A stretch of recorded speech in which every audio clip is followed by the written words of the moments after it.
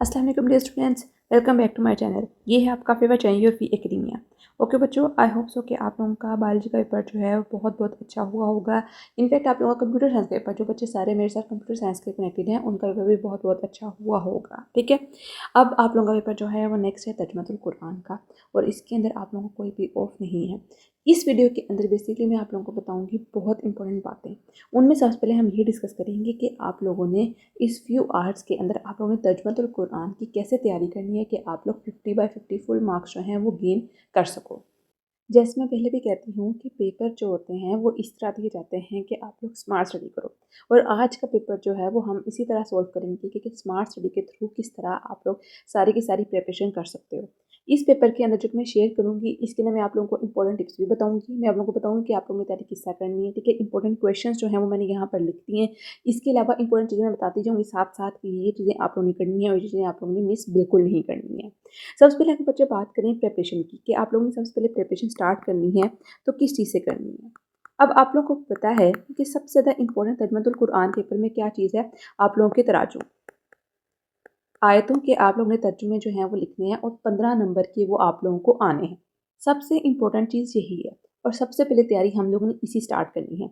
आप लोगों ने करना है, सबसे पहले आप लोगों ने इन तमाम सूरतों के, जितनी सूरतों के आप लोगों को तराजुम आने हैं, आप लोगों ने सबसे पहले अच्छी तरह उनके तर्जुमे याद करने हैं। सबसे पहले आप लोगों ने यही काम करना है।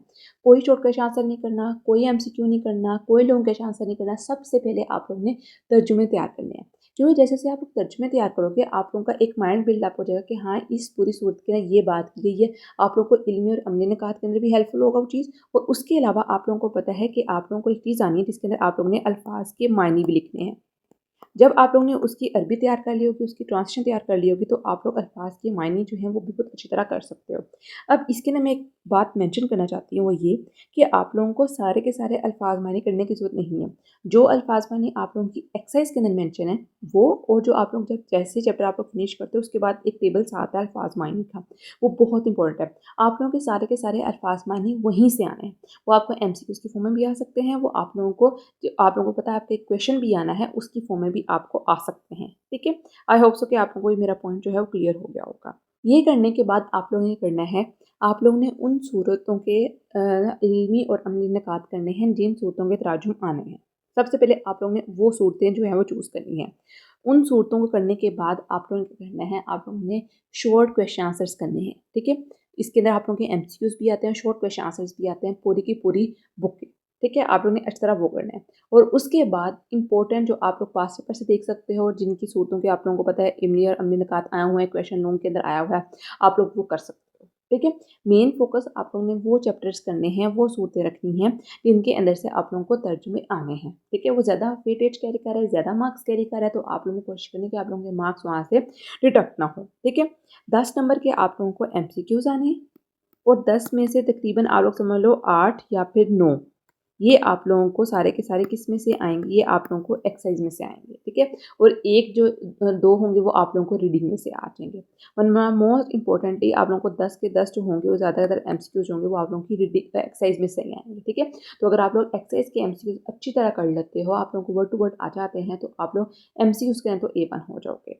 ठीक है, अब हम यहाँ पर डिस्कस करते हैं आप लोगों का थोड़ा सा पेपर, जिसके अंदर है सबसे पहले कोई से 5 अज़ा के सवालात के जवाब लिखिए। सबसे पहले तो आप लोगों को तर्जमा लिखिए। आप लोगों को ज़रूर इस तरह का कोई क्वेश्चन आएगा, तर्जमा लिखिए, क्योंकि जैसे ही आप लोगों के जो तराजुम वाले चैप्टर्स है ना, उनके आखिर में एक आयत दी हुई छोटी सी। ठीक है, जैसे आयत करीमा दी है ला इलाहा इल्ला अंता सुब्हानका इन्नी कुन्तु मिनज़ ज़ालिमीन। ठीक है, ये आयत दी हुई है, तो इसका तर्जुमा आ सकता है। वहाँ पर छोटी छोटी सूरतें लिखी हुई हैं, उनके तर्जुमे आप लोगों को इस शॉर्ट क्वेश्चन आंसर के पोर्शन के अंदर आ सकते हैं। ठीक है, सेकंड है सूरत नंबर में हज़रत सुलेमान अलैहिस्सलाम का ज़िक्र किस तौर पर आया है। अब ये वाले जो क्वेश्चन होते हैं ये होते हैं एनालिटिकल बेस्ड।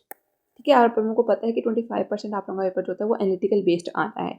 तो आप लोगों से इस तरह के क्वेश्चन लाजम पूछेंगे कि सूरत नंबर में जैसे लिखा है कि जिक्र किस तौर पर आया हुआ है। ये आ सकता है कि जैसे आप लोगों को पता है आपकी सूरत है सूरत लुकमान, उसके अंदर आप लोगों से पूछ सकते हैं कि सूरत लुकमान के अंदर जो हज़रत लुकमान थे उनको इतनी इंपॉर्टेंस क्यों हासिल थी। ठीक है, ये भी एक तरह का एनालिटिकल क्वेश्चन है कि वो आपसे पूछते हैं क्यों उनको इतनी ज़्यादा इंपॉर्टेंस हासिल थी अरब के एरिया के अंदर। ठीक है, देन आता है सोतो रोम में किस बात की पेशीन गोई की गई है। आप लोगों ने बताना है कि सोतो रोम में किस बात की उन्होंने पेशीन गोई। आप लोगों से पूछ सकते हैं, पॉइंट्स के अंदर आप लोगों ने इस क्वेश्चन को लिख देना है।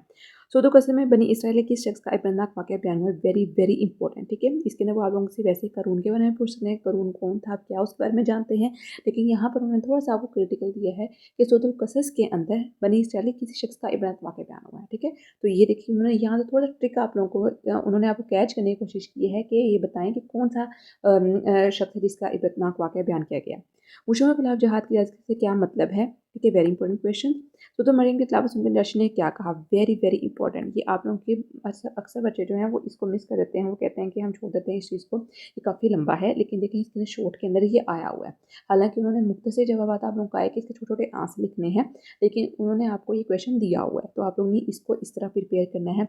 कोई भी आप लोगों की रीडिंग के अंदर कोई वाक्य आ रहा है, खुलासा के अंदर कोई वाक्य आ रहा है, तो उनको आप लोगों ने लाजमन देखना है।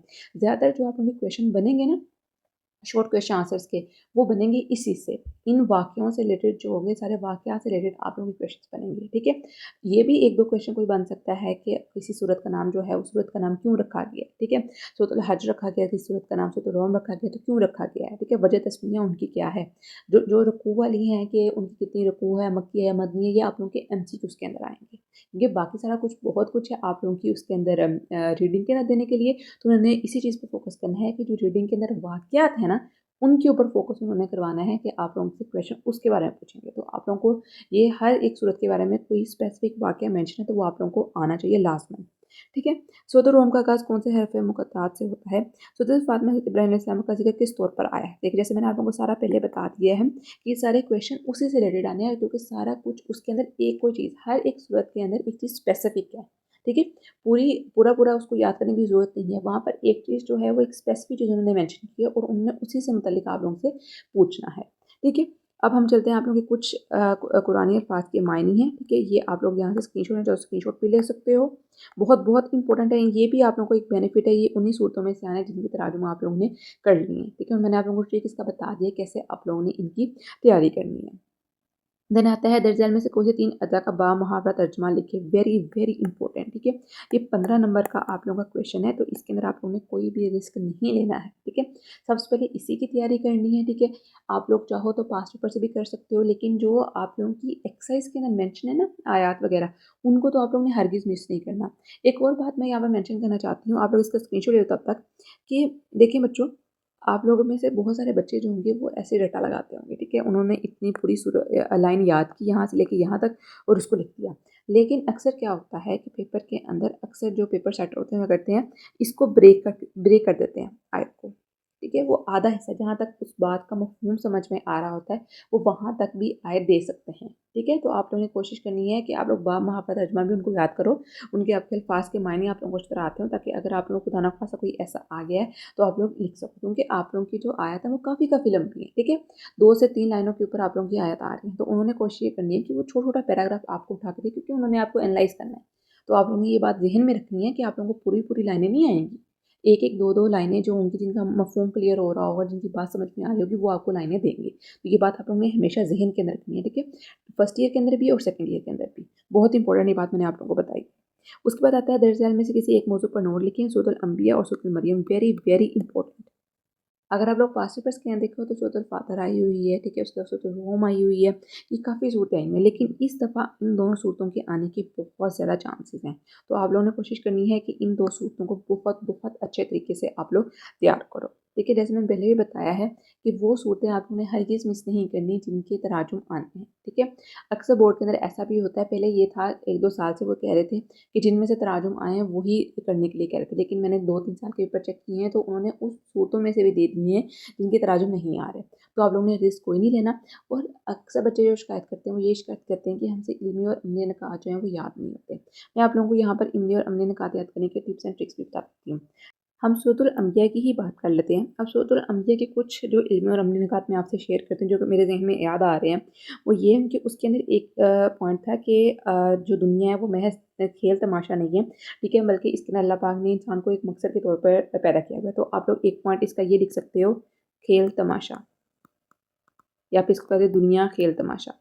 तो आप लोगों को याद आ जाएगा कि दुनिया एक खेल तमाशा, इसके अंदर ये एक बात मुझे की है कि दुनिया एक खेल तमाशा की जगह नहीं है, बल्कि अल्लाह पाक ने इंसान को एक बार मकसद तौर पर दुनिया के अंदर उतारा है, अल्लाह अपनी इबादत के लिए इसको उतारा है। एक और पॉइंट था जिसके उन्होंने मेंशन किया गया कि बातिल का खात्मा होगा, ठीक है। उसका मुझे वर्ड टू वर्ड तो नहीं याद, लेकिन उसके अंदर ये था कि अल्लाह पाक जो होगा वो बातिल से बातिल को ख़त्म कर देगा, मिटा देगा, उसका सर कुचल देगा।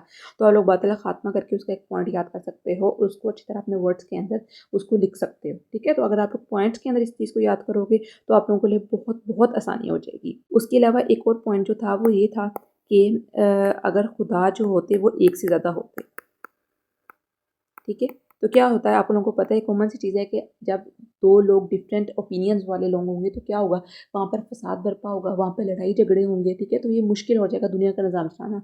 तो इस सूरत अल-अंबिया के अंदर ये एक बात मेंशन की गई है कि दुनिया में के अंदर अगर एक से ज़्यादा खुदा होते तो ज़मीन व आसमान में फसाद बरपा हो जाता है। खुदा ना खास्ता ऐसा होता तो एक खुदा जो होता वो कहता है कि नहीं, मैंने इस तरह के इंसान बनाने हैं, एक कहता है मैंने इस तरह के इंसान बनाने हैं। तो अल्लाह पाक का निज़ाम इस तरह खूबसूरत है कि एक ही खुदा है हमारा, एक ही अल्लाह पाक है, ठीक है। और हम सब जो हैं वो उसी की उसका ही हुक्म मानते हैं, ठीक है।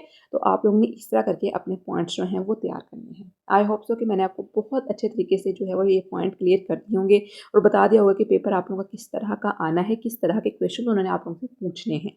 यहाँ पर आप लोगों का ज़्यादातर 40 से 45% पेपर जो होगा वो एनालिटिकल बेस्ड होगा, ठीक है, जिसके अंदर आप लोगों के कॉन्सेप्ट चेक किए जाएंगे। तो ये था बच्चों आप लोगों का तर्जुमतुल कुरान का पेपर। इंशाअल्लाह पेपर आप लोगों का बहुत ईजी होगा अगर तो आप लोग पढ़ के जाओगे, ठीक है। जैसा मैंने आप लोगों को बताया है, आप लोगों ने सारी की सारी तैयारी इसी तरह करनी है, ठीक है। तो इंशाअल्लाह आप लोग फुल मार्क्स जो हैं वो गेन कर लोगे। तो बच्चों आज के लिए इतना ही। उसके बाद होगी आप लोगों के लिए काफ़ी ज़्यादा ब्रेक, क्योंकि नेक्स्ट आप लोगों का है केमिस्ट्री का पेपर, उसके अंदर ईद की छुट्टियां भी हैं।